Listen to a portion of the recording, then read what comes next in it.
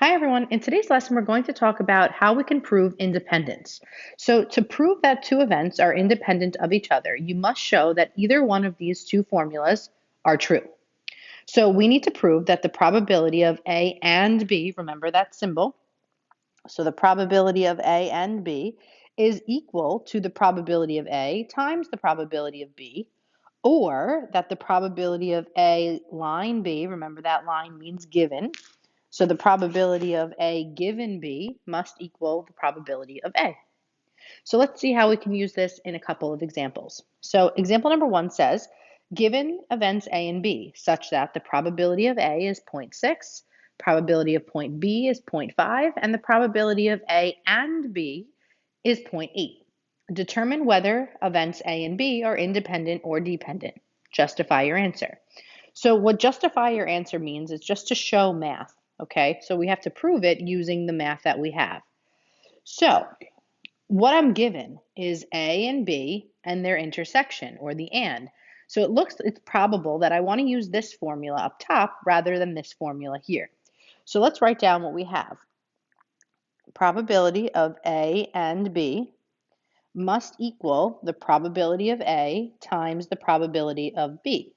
So in order for these events to be independent of each other, the left side of the equation has to equal the right side of the equation. In order for these events to be dependent of each other, the left side of the equation will not equal the right side of the equation. So all we have to do is plug in the information and see which scenario is true. So it says that the probability of A is 0.6. So I'm going to go ahead and put that in for A. And then I want to multiply that by the probability of B, which they say is 0.5. So I'm going to put that here. And the probability of A and B is 0.8. So I'm going to put that here. So again, in order to determine if they're independent, we're going to check the left and the right sides. So go ahead, pause the video, put this into your calculator, and hit resume when you're ready for the answer. All right, so when you multiply 0.6 and 0.5, you should get 0.3. Now, 0.3 is not equal to 0.8, therefore these events are dependent. And you can say dependent because 0.8 does not equal 0.3. They would have to be equal in order for them to be independent. All right, let's take a look at example number 2. So example number 2 says, the two-way table gives data about 180 randomly selected flights that arrive at an airport. Use the table to answer the questions that follow. So it says, is the event that a flight is on time independent of the event that the flight is domestic? Justify your answer. So let's highlight our two events. So that the flight is on time is one event. We'll call that event A. And that the flight is domestic, we'll call that event B. So I'm showing you here, justifying your answer using math, I'm showing both formulas because with two-way tables, you can show either formula. So this one says, find the probability of A and B, and I want to see if it's equal to the probability of A times the probability of B. So a flight being on time, we're going to call this event A, and the flight being domestic, we're going to call this event B. So the probability of A and B, remember and is your intersection. So we're looking for the intersection of A and B. So I'm going to highlight the probability that the flight is on time, which would be this column, and the probability that the flight is domestic is this column. So the intersection of those is where the two colors overlapped, so 108. So 108 out of my grand total of 180 would be my and. Okay, now the probability of A, so the probability that the flight is on time.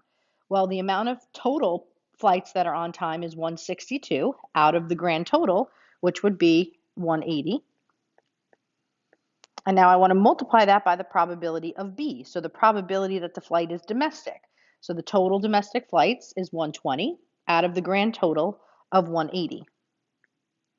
So we need to prove or disprove that this statement is true or false. So what I'd like you to do now is pause the video, type this right side into the calculator, and hit resume when you're ready for an answer. Okay, so after it's simplified, I got a fraction to be 3/5. And I want to check to see if that's equal to this left side. So all you're going to do now is put 108 out of 180 in the calculator, hit pause, and then hit resume when you're ready for the answer. All right, you should have also gotten 3/5. So the left side equals the right side, check, proves that these events are independent of each other. Now let's just show you that you can use this formula as well. So the probability of A given B must equal the probability of A. Well, we have the probability of A from over here, so we can know that this side must be 162 out of 180. So the probability of A given B is the following. What is the probability that the flight is on time given that it's domestic? So given that we know it's domestic, my grand total is now 120. So out of the 120, out of the fact that it's domestic, what is the probability that it is on time? So 108 out of 120.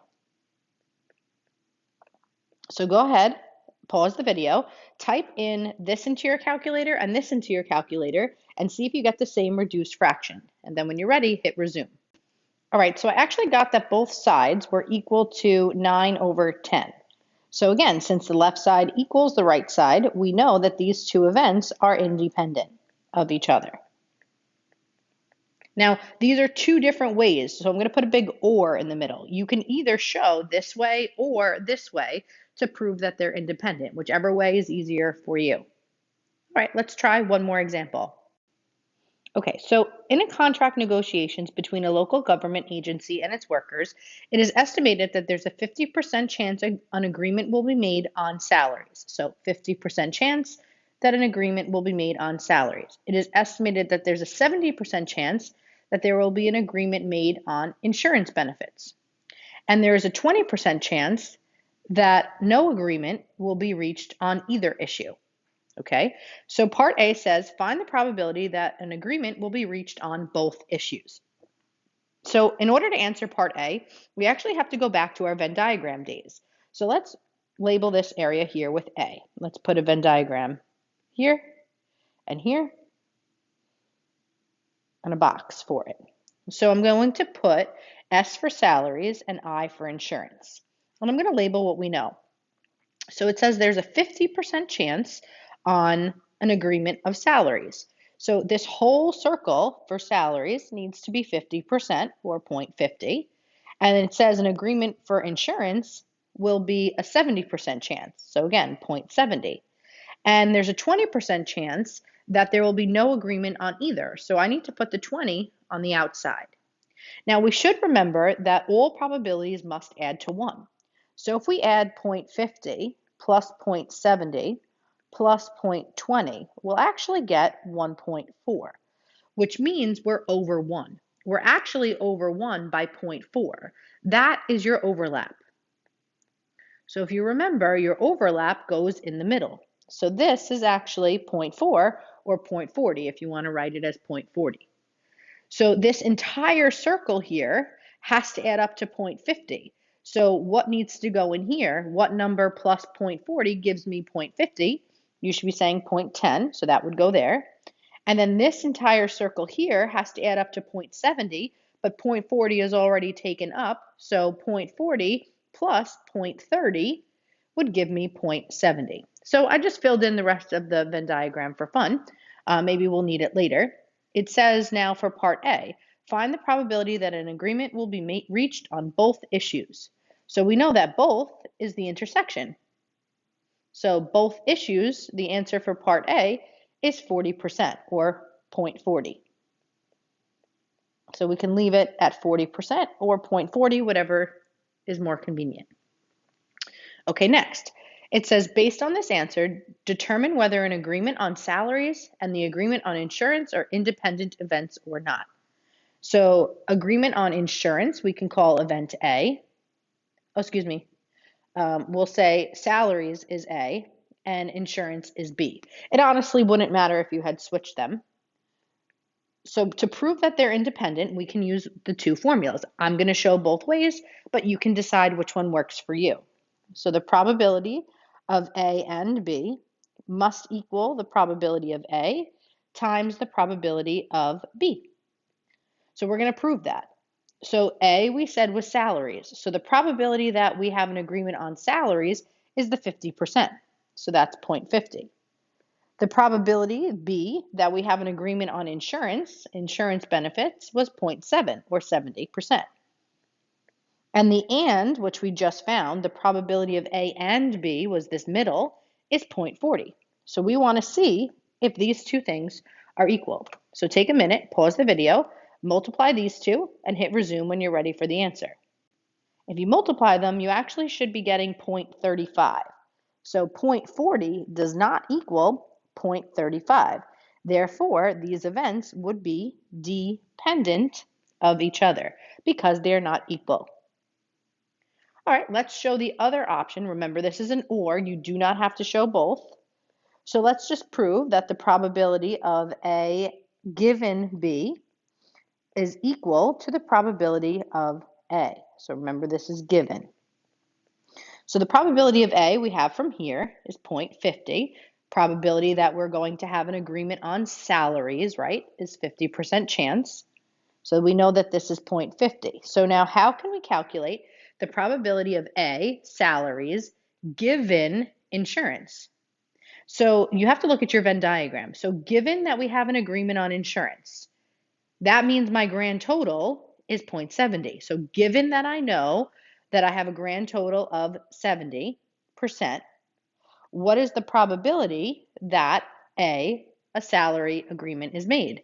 So this is the salary part within the insurance, so 0.40 out of 0.70. So take a minute, pause the video, put in 0.4 divided by 0.7, and hit resume when you're ready for the answer. Okay, so you should be getting 0.571, and then there's a whole bunch of other digits, but we can already stop there because we know that that is not equal to 0.50. So therefore, these events are dependent. So again, either way you choose to do it, whether you want to use this formula or this formula, it proves that they are actually dependent of each other. All right, that's it for today. If you guys have any questions, now is a good time to jot them down, and I'll see you guys in class tomorrow. Have a good night.